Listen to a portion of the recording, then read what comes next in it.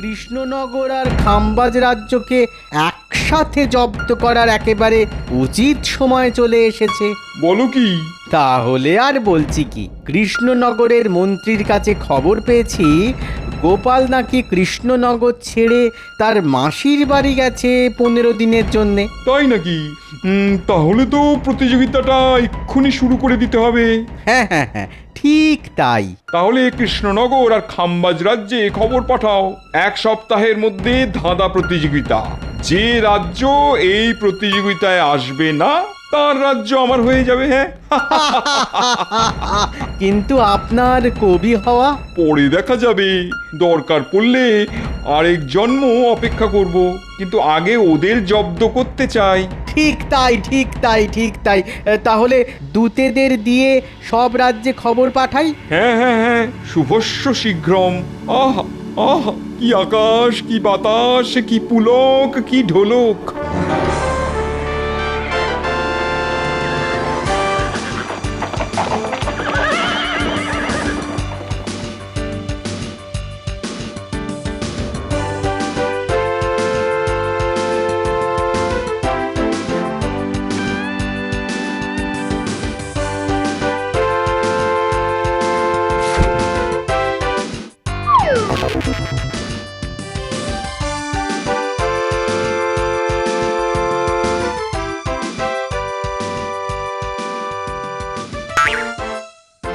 আহা, আপনি এত চিন্তা করছেন কেন বলুন তো মহারাজ? তো চিন্তা হবে না? বটেই তো, চিন্তা আর দুশ্চিন্তা ছাড়া আজ অব্দি নবাব আমাদের আর দিয়েছেনটাই বা কি? একটা দুষ্টু নবাব। এই আপনি থামুন তো, শুধু তো কবিতাই লেখেন, আর কি অন্য ব্যাপারে কোনো খোঁজ খবর রাখেন নাকি? হ্যাঁ আহ মন্ত্রী, এত চিৎকার করো না তো, ভালো লাগছে না কিচ্ছু আমার। মহারাজ, এত ভেঙে পড়ার কিন্তু কিচ্ছু নেই। কি বলছো বলো তো মন্ত্রী? গোপাল এখন কৃষ্ণনগরে নেই, আর নবাব দূতকে দিয়ে খবর পাঠালেন যে মুর্শিদাবাদে এক ধাঁধা প্রতিযোগিতার আয়োজন করা হচ্ছে, আর সেখানে আমাকে, মন্ত্রীকে আর আমাদের সঙ্গে এখান থেকে কাউকে নিয়ে যেতে হবে। আমি কিন্তু ওসব ধাঁধা সমাধান করতে পারবো না মহারাজ, এ আমি আগেই বলে রাখলাম। কেননা মুর্শিদাবাদের নবাবের সামনে গেলেই আমার আমার হাত পা সব কাঁপতে থাকে। এ আমি ভালো করেই জানি, আর তাই তো। কিন্তু মহারাজ, গোপালের জায়গায় ওই ধাঁধা প্রতিযোগিতায় কৃষ্ণনগর থেকে নাম দিতে যাবে কে? সেই জন্যই তো চিন্তায় চিন্তায় মাথা থেকে পাগড়ি খুলে ফেলেছি, দেখছো না? বেশ বেশ, ওই পাগড়ি পরে ফেলুন, কেননা আপনার চিন্তা আমি সমাধান করে ফেলেছি। তাই নাকি? কিন্তু কিভাবে? আমি এক্ষুনি এক রক্ষীকে দিয়ে গোপালকে তার মাসির বাড়ি থেকে ডাকিয়ে আনছি। কিন্তু গোপাল কি আসবে? কতদিন পরে মাসি বাড়ি গেছে। আসবে না মানে? আলবাত আসবে, মহারাজের ডাক বলে কথা। সেটা অবশ্য তুমি ভালোই বলেছো মন্ত্রী। গোপাল চলে এলে তো আপনার আর কোনো চিন্তা থাকবে না। ওই ধাঁধা প্রতিযোগিতায় কৃষ্ণনগর ড্যাং ড্যাং করে জিতে যাবে। তাহলে এক্ষুনি রক্ষী পাঠাও গোপালকে ডেকে আনতে। হ্যাঁ হ্যাঁ, তাই হোক তাই হোক। অনেকদিন পরে মন্ত্রী, তুমি একটা ঠিকঠাক বুদ্ধি দিয়েছো আমাকে। আপনি আমাকে বড় দেরিতে চিনতে পারলেন মহারাজ, এটাই আমার দুঃখ। কিন্তু আমি জানি এটাই আমার কপাল, আর এটাকে আমি মেনে নিয়েছি। মন্ত্রীর মনে যে এত দুঃখ আগে কখনো বুঝিনি। আহা, মন্ত্রী মশাইয়ের এত কষ্ট, কিন্তু মহারাজকে মন্ত্রী মশাই কিন্তু সত্যি খুব ভালোবাসে। কিন্তু মন্ত্রী কি সত্যি গোপালকে নিয়ে আসবে? কি জানি, দেখা যাক কি হয়। তাহলে মহারাজ, রক্ষীকে রওনা করিয়ে দিই। হ্যাঁ হ্যাঁ, অতি সত্বর, এক্ষুনি।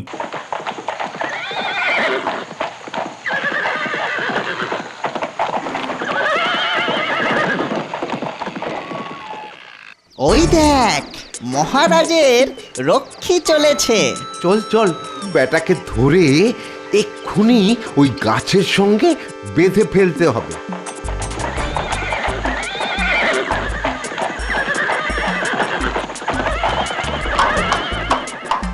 এই বেটা, দাঁড়া দাঁড়া। কি তোমরা আমার পথ আটকে দাঁড়ালে কেন?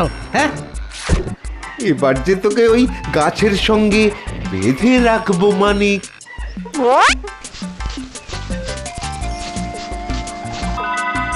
ওরে বাপ রে বাপ! কিরে, আর গোপালকে খবর দিতে যাবি নাকি? যা না যা, কি করে যাস এবার দেখি। চল চল, আমাদের কাজ শেষ। হ্যাঁ, এবার আমাদের টাকাটা বুঝে নিতে হবে মন্ত্রী মশাইয়ের কাছ থেকে। হ্যাঁ হ্যাঁ, চল, দেরি করা যাবে না। দেরি হলেই মন্ত্রী মশাই আবার ওই ধানাই পানাই জুড়ে দেবে। বেটাকে একেবারে বিশ্বাস নেই। তাহলে তাহলে এসব ওই মন্ত্রী মশাইয়ের শয়তানি। এ কি মহারাজ, এখনো মাথায় হাত কেন? বুঝতে পারছেন না আপনি? না তো, আমি তো রক্ষীকে পাঠালাম গোপালকে ডেকে নিয়ে আসতে। সে তো পাঠালেন, কিন্তু রক্ষী বা গোপাল কারোরই তো দেখা নেই। বাবা, আসবে কি করে? খবরই তো পায়নি বেটা টেকোটা। কিন্তু মন্ত্রী মশাই যেন হাসলেন মনে হলো। কি যে বলেন কবি, গোপাল নেই আর আমি হাসবো? মহারাজের থেকে কিন্তু কোনো অংশে কম চিন্তা নেই আমার। হ্যাঁ, সে তো বুঝতেই পারছি। আহ মন্ত্রী, বাজে কথা রেখে এখন কি করা যায় সেটা বলো।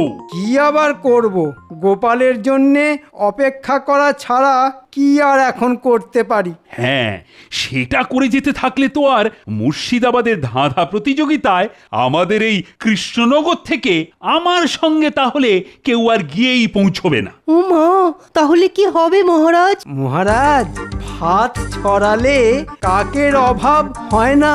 তোমার কথাটা তো ঠিক বুঝলাম না। বুঝলেন না তো মহারাজ? আমি বলছি যে টাকা দিলে জ্ঞানী লোকের অভাব হবে না। যে আপনার সঙ্গে এই কৃষ্ণনগরের হয়ে মুর্শিদাবাদে গিয়ে নবাবের দেওয়া ধাঁধার সমাধান করে দিয়ে আসবে। তাই নাকি? পাওয়া যাবে এমন লোক? কেন পাওয়া যাবে না? 1000 টাকা ফেলুন না, দেখবেন আমি কালকেই এমন জ্ঞানী লোককে এনে হাজির করব। মন্ত্রী বেটা আমার কোনো ফন্দি আটছে না তো? ও বাবা, এমন জ্ঞানী লোক যখন তখন পাওয়া যায় নাকি? এই নাও মন্ত্রী, 1000 টাকা। তুমি তোমার জানাশোনা জ্ঞানী লোক জোগাড় করে নিয়ে এসো। আপনি কিচ্ছু চিন্তা করবেন না মহারাজ, কালকেই দেখবেন আপনার সমস্যা সমাধান হয়ে গেছে। ও মা, তাহলে কাল ঘুম থেকে উঠলেই অঙ্ক সমাধান? ও, প্রায় প্রায় 2 দিন হয়ে গেল, আর পারছি না, আর পারছি না। এই রাস্তা দিয়ে তো কেউ আসেও না। হে ঠাকুর, হে ঠাকুর, রক্ষা করো ঠাকুর, রক্ষা করো। ওই তো মানুষের আওয়াজ পাচ্ছি, মানুষের আওয়াজ পাচ্ছি। বাঁচাও, বাঁচাও! কি কে চেঁচাচ্ছে মনে হচ্ছে, কিন্তু এই জঙ্গলে আবার কে আসবে? বাঁচাও! এ কি, একজনকে বেঁধে রেখে গেছে দেখছি।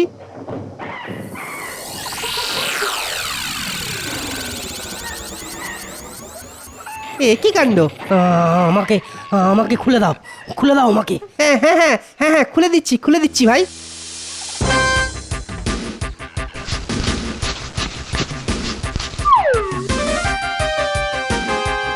কিন্তু কিন্তু তোমার এরকম অবস্থা কে করলো? আচ্ছা ভাই, কে কে তুমি? হ্যাঁ, আমি আমি কৃষ্ণনগরের রাজপ্রাসাদের রক্ষী। তোমাকে তোমাকে অনেক ধন্যবাদ। চলি চলি। আরে চললে কোথায়? রাজকার্যে অনেক দেরি হয়ে গেছে, মুক্তি দেওয়ার জন্য অনেক ধন্যবাদ। যা বাবা, দূর দূর, আমি গানই গাই। পথের নাম নাকি জঙ্গল। তাহলে তাহলে তুমি এখন কি করবে গোপাল দাদা? কি আবার করব, সোজা মুর্শিদাবাদ চলে যাব। হ্যাঁ হ্যাঁ, তাই যাও। মহারাজকে ওই প্রতিযোগিতায় হেনস্থা হওয়ার হাত থেকে তুমি যে করেই হোক বাঁচাও গোপাল দাদা। হ্যাঁ, সেই চেষ্টাই তো করতে যাচ্ছি এবার। কিন্তু তোমাকেও যে এবার আমার সঙ্গে যেতে হবে ভাই। আমি আমি কেন? চলোই না, দেখতে পাবে।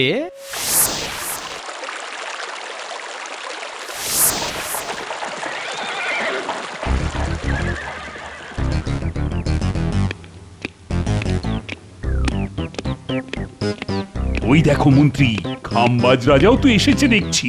কি গো কৃষ্ণচন্দ্র, তোমার গোপালকে দেখছি না যে।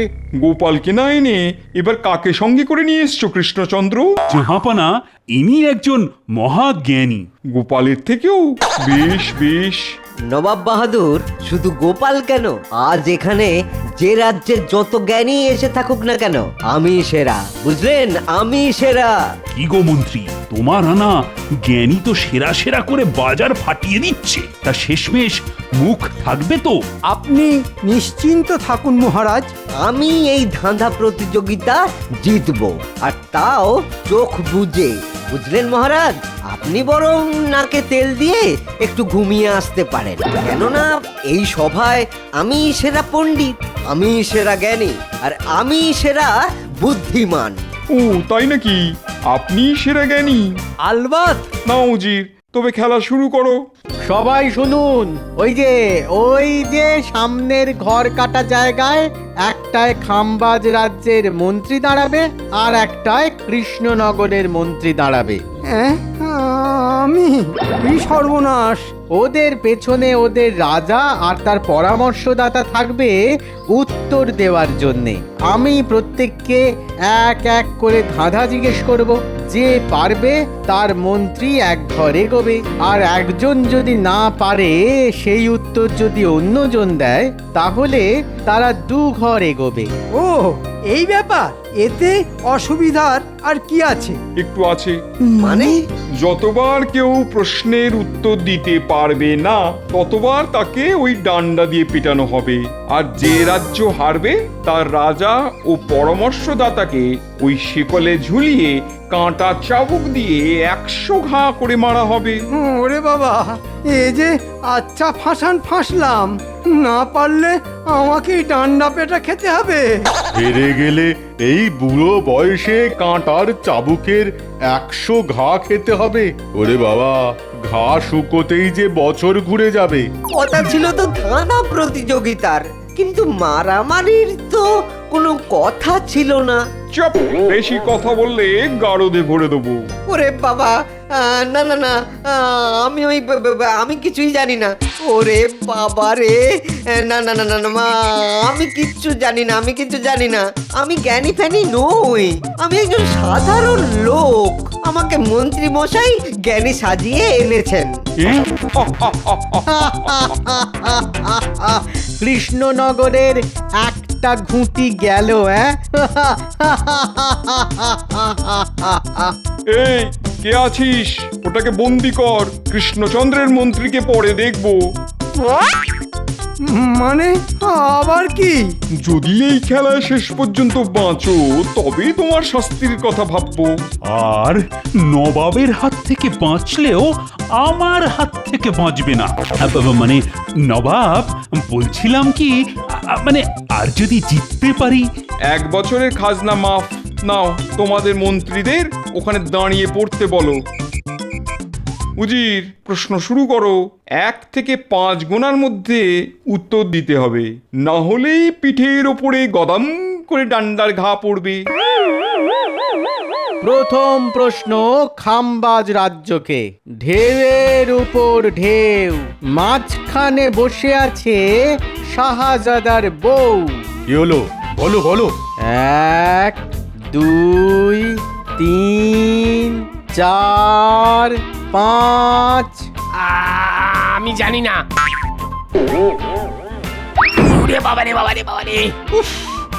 পিঠটা ভেঙে গেল রে। তুমি পারবে কৃষ্ণচন্দ্র? না। উত্তরটা ছিল কচুরি পানা। হ্যাঁ, এবার কৃষ্ণনগরের পালা।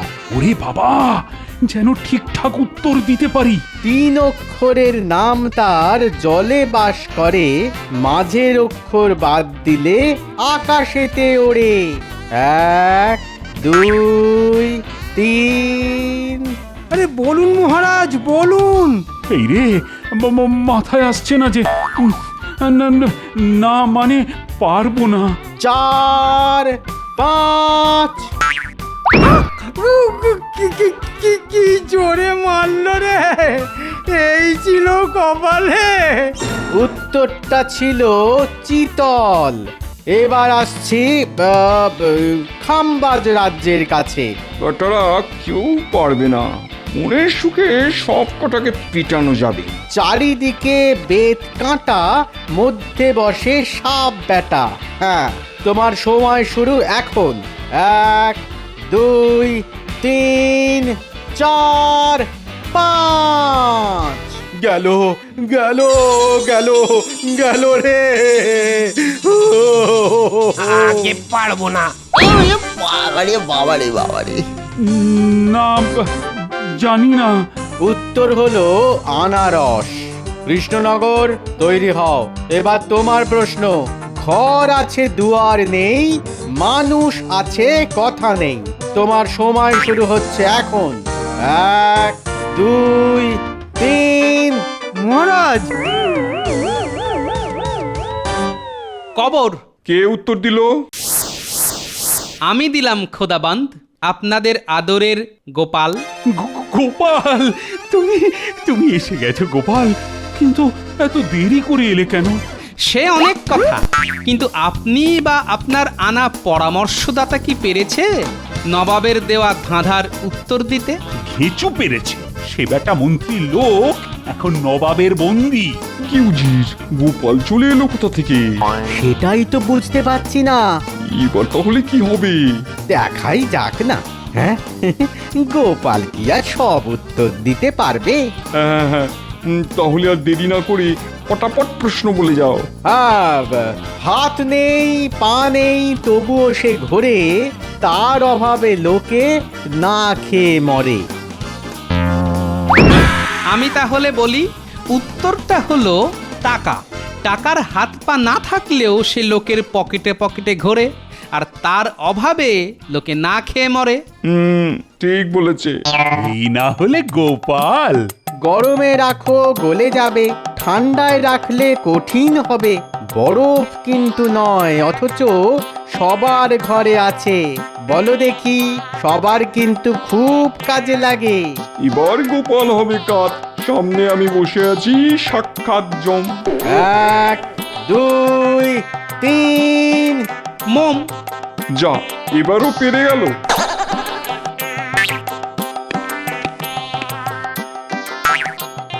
মানুষ নয়, প্রাণীও নয়, সাথে সাথে ঘোরে, লাথি দিলে সেও লাথি দেয় গায়ের জোরে। বলো বলো। হায় হায় হায়, এটাও মনে হচ্ছে পারবো না।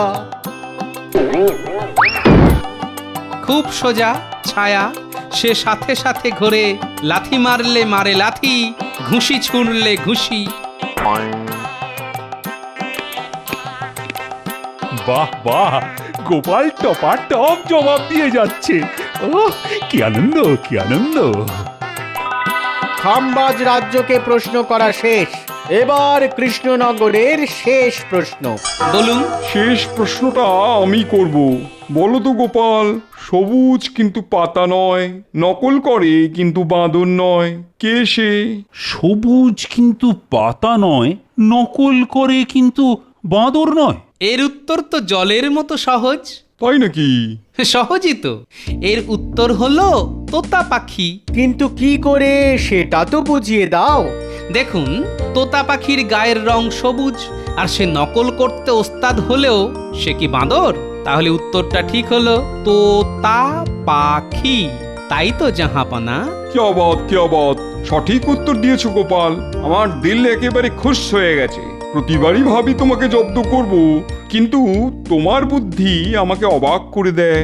সঠিক সময়ে এসে আবার কৃষ্ণনগরকে উদ্ধার করে দিলে। সত্যি গোপাল, তোমার জবাব নেই। কৃষ্ণনগরের খাজনা তো 1 বছরের জন্য মাফ। আমি কিন্তু গোপালকে আলাদা পুরস্কার দেবো। বলো গোপাল, কি চাও তুমি? তাহলে খাম্বাজ রাজা আর তার পরামর্শদাতাকে ওই শেকলে ঝুলিয়ে কাঁটা চাবুক দিয়ে 100 ঘা করে মারার শাস্তি আপনি মকুব করে দিন। জাহাপনা, আপনার দরবারে প্রবেশ করার আগে আমি আড়াল থেকে সব শুনেছি। ঠিক আছে মুকুব। তুমি আমায় বাঁচালে গোপাল, তুমি আমায় বাঁচালে। আর তার বদলে আমাদের এই মন্ত্রী মশাইকে 100 ঘা কাঁটা চাবুক মারতে হুকুম দিন। ওরে বাবা, ওরে ওরে বাবা! কেন? মন্ত্রী আবার কি করলো? কি করেছে? আচ্ছা মন্ত্রী মশাই, আমাকে যে রক্ষী ডাকতে গিয়েছিল তাকে রাস্তায় ধরে বেঁধে রাখার জন্যে আপনি বটার ঘটাকে পাঠিয়েছিলেন কেন? হ্যাঁ, আমি কই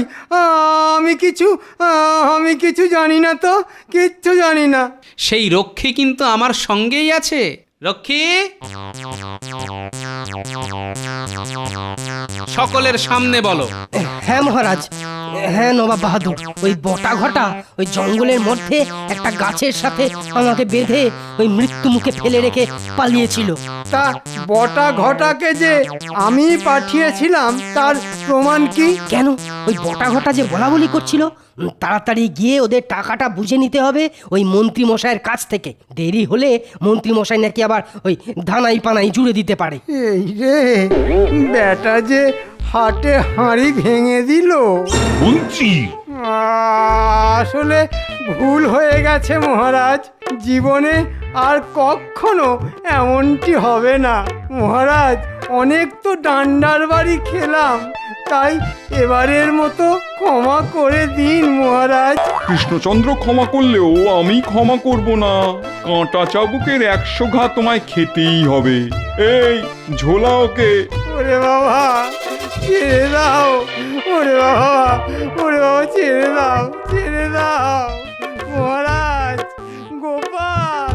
তাহলে এসো গোপাল, সেরা জ্ঞানীর পুরস্কারটা নিয়ে যাও। জয় জ্ঞানের রাজা গোপালের জয়! ওরে বাবা রে, ওরে মা রে, ওরে দাদু রে!